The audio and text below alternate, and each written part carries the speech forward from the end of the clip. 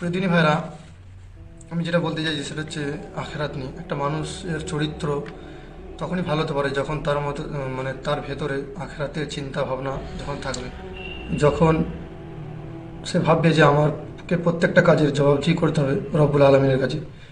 এই চিন্তা ভাবনাটা, এই টেন্ডেন্সি, এই মানসিকতা যখন থাকবে, একটা মানুষ কিন্তু অপরাধ মুক্ত হতে পারে। তার আগে জোর জুলুম করে, অত্যাচার করে, বন্দুক দেখিয়েও মানুষকে হয়তো তার ইশারায় নাচানো যাবে, কিন্তু সেরকম কোনো তার মানসিক মানে তার অন্তরের কিন্তু সেরকম কোনো পরিবর্তন হবে না যতক্ষণ পর্যন্ত তার ভেতরে মানে আল্লাহর ভয়, পরকালের ভয় এবং জবাবদিহিতার চেতনা যতক্ষণ না পর্যন্ত আসে। দেখুন, আমি কোরআন থেকে আপনাদেরকে শোনাচ্ছি। কোরআনে রব্বুল আলমিন সূরা আরাফের 179 নম্বর আয়াতে বলছেন, ওয়ালাকাদ জারাহনা বিজাহান্নাম কাসীরাম মিনাল জিন্নি ওয়াল ইনস। আল্লাহ বলছেন, আমি অধিকাংশ মানুষকে এবং জিনকে সৃষ্টি করেছি শুধু জাহান্নামে দেওয়ার জন্য। কথা একবার ভাবুন তো, আল্লাহ বলছেন যে অধিকাংশ জাহান্নামেই যাবে। তাহলে আমরা কোন সুখে, কোন চিন্তা ভাবনায় এত সুন্দর জীবনযাপন করছি? অবাক লাগে নাকি? দেখুন, কোরআনে তিনটে জিনিসের ওপর মেন ভিত্তি করে কোরআন নাজিল হয়েছে। একটা হচ্ছে আল্লাহর একত্ববাদ, রেসালাত এবং আখেরাত। তো আখেরাত হচ্ছে একটা এমন জিনিস, আখেরাতের ফিকির যদি না থাকে, কবরের চিন্তা যদি না থাকে, তাহলে এই জীবন, এই রং তামাশাটা কি বেশি ভালো লাগবে? রাসূলুল্লাহ সাল্লাল্লাহু আলাইহি ওয়াসাল্লাম একবার বললেন যে, সাহাবীরা, তোমরা একসময় অনেক তাদাদ, অনেক হবে তোমরা, কিন্তু তোমরা অনেক উম্মত, অনেক বড় হবে, কিন্তু তারপরও তোমাদের কোনো মূল্য থাকবে না সমাজে। তো রাসূলুল্লাহ, সাহাবারা বললেন, ইয়া রাসূলুল্লাহ, কেন এইটা কেন হবে যে আমাদের মূল্য থাকবে না, আমরা এত থাকবো?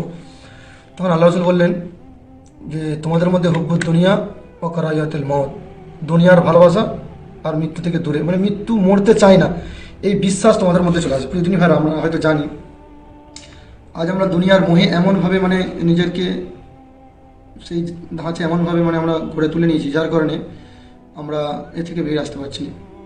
পরকালের জীবন কোরআনে, আমি যেটা বলছিলাম, কোরআনের প্রত্যেকটা আয়াতে বেশিরভাগই রূপতে, ইশারা, ইঙ্গিতে কিন্তু পরকালের ব্যাপারে রব্বুল আলমিন ইশারা দিয়েছেন। আপনি যদি ভালো করে পড়েন কোরআনে, রব্বুল আলমিন অধিকাংশ জায়গায়, একটা জায়গায় যেমন বলা হয়েছেন, কুল্লু নাফসিন যায়িকাতুল মউত, তোমাদেরকে মৃত্যুর স্বাদ ও সাধন অবশ্যই গ্রহণ করতে হবে। দেখুন, আজ আমাদের জীবনে চলাফেরা, নিজেদের ঘর দূর, অলংকার সামান এত উন্নত মানের ব্যবহার করি, যার কারণে আজ আমাদের কাছে না মানে সেই পরকালের চিন্তাভাবনা, মানে যেটা দেখলে বা যে কথা শুনলে পরকালের চিন্তাভাবনা আসবে, সেইগুলোর সাথে আমাদের দূরের কোনো সম্পর্ক নাই, যার কারণে আমরা পরকাল থেকে ভুলে যাচ্ছি, ফিকির আখেরাত থেকেও ভুলে যাচ্ছি। আমরা জানি রাসূলুল্লাহ সাল্লাল্লাহু আলাইহি ওয়াসাল্লামের হাদিসে এসেছে যে উসমান রাদিয়াল্লাহু আনহু, একটা বর্ণনা এসেছে যে উসমান রাদিয়াল্লাহু আনহু যখনই তিনি কবরের কাছে যেতেন, তিনি খুব কাঁদতেন, এমন কাঁদতেন, কাঁদতে কাঁদতে মানে উনি যখন কাঁদতেন তখন ওনার দাড়ি মোবারক ভিজে যেত। ওনাকে প্রশ্ন করা হলো যে, আপনি এত কাঁদেন কেন? আপনার কথা যখন আখিরাতের কথা হয় আপনি এত কাঁদেন না, জান্নাত জাহান্নাম, কিন্তু তারপরও আপনি এত কাঁদেন কেন কবরের কথা শুনলে? কবর দেখলে তিনি বললেন যে, কবর হচ্ছে আখিরাতের প্রথম মঞ্জিল। কবরে যে পাস হয়ে যাবে সে দুনিয়া মানে আখিরাত, ফুলসিরাত সব পাস হয়ে যাবে। আর কবরে যে ব্যক্তি ধরা পড়ে যাবে সে কিন্তু সব জায়গায় ধরা পড়ে যাবে। প্রিয় দিনী ভাইরা, আমি যেটা বলতে চাইছি, দেখুন সূরা ইমরানে 188 নম্বর আয়াতে আল্লাহ বলছেন যে, প্রত্যেক ব্যক্তিকে কিয়ামতের ময়দানে পূর্ণ ফল দেওয়া হবে, আর সেই সফল হবে যার প্রতিফল জান্নাত পাবে।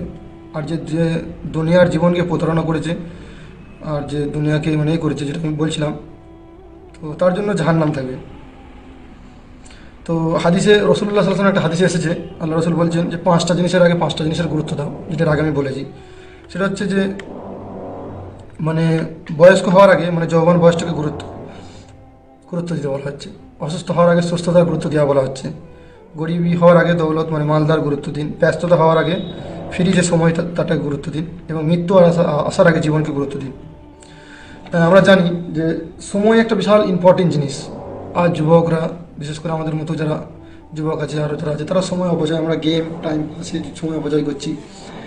কিন্তু সময়কে আমাদের ময়দানে সব থেকে বেশি মানুষ যে বিষয়টা নিয়ে আফসোস করবে সেটা হলো সময়।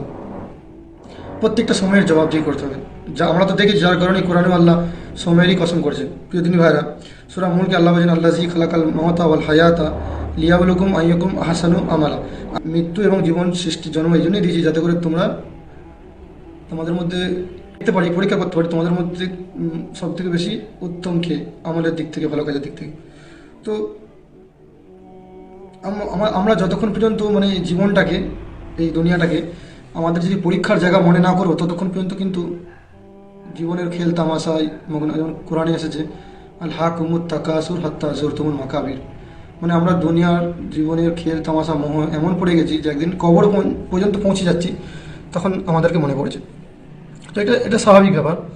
আর আমরা জানি যে কোরআনে আল্লাহ বলেছেন, সূরা তাহরিমে বলেছেন, ইয়া আইয়ুহাল্লাযিনা আমানু কু আনফুসিকুম ওয়া আহলিকুম নারা, হে ইমানদারগণ তুমি নিজে এবং তোমার পরিবার পরিজনকে বাঁচাও জাহান্নামের আগুন থেকে। কোন জাহান্নাম? মালাইকাতুন গিলাদুন সিদাদুন লা ইয়াসুন আল্লাহ মা আমারাহুম। সে জাহান্নাম এত ভয়ানক জাহান্নাম, মানে যে জাহান্নামের ইন্ধন হবে মানুষ এবং পাথর। সেই জাহান্নাম থেকে তুমি এবং তোমার পরিবার পরিজনকে বাঁচাও।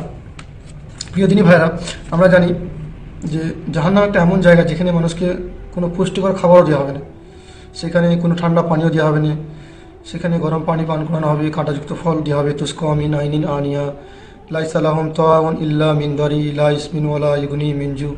এই আয়াতগুলো যদি পড়েন বুঝতে পারবেন। আর জাহান্নামের ব্যাপারে বলতে যে কোরআন আল্লাহ একটা কথা ব্যবহার করেছেন, নারুল্লাহ।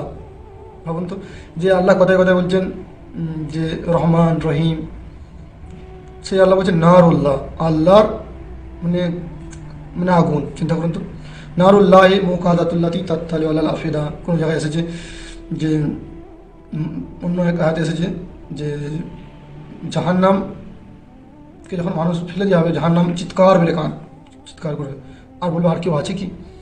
এরকম পরিস্থিতি আমাদের সামনে আমাদের কাছে হতে হবে। আমরা সেটা জিনিস অবশ্যই দেখবো। কোরআন আল্লাহ বলছেন লাতারা উন্নাল জাহিম, অবশ্যই তোমরা দেখবে। আবার বলছি মানে যে তোমরা অবশ্যই দেখবে জাহান্নাম।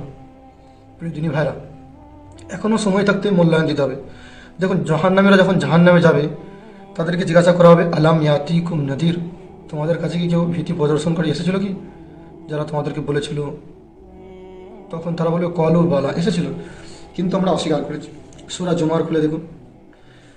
মানে একটা কথা হলো, আজ আমাদের কাছে দিনের মানে একটা ইসলাম, মানে আমরা একটা দৌলত পেয়েছি, কিন্তু তারপরও যতক্ষণ না আমরা মানে এক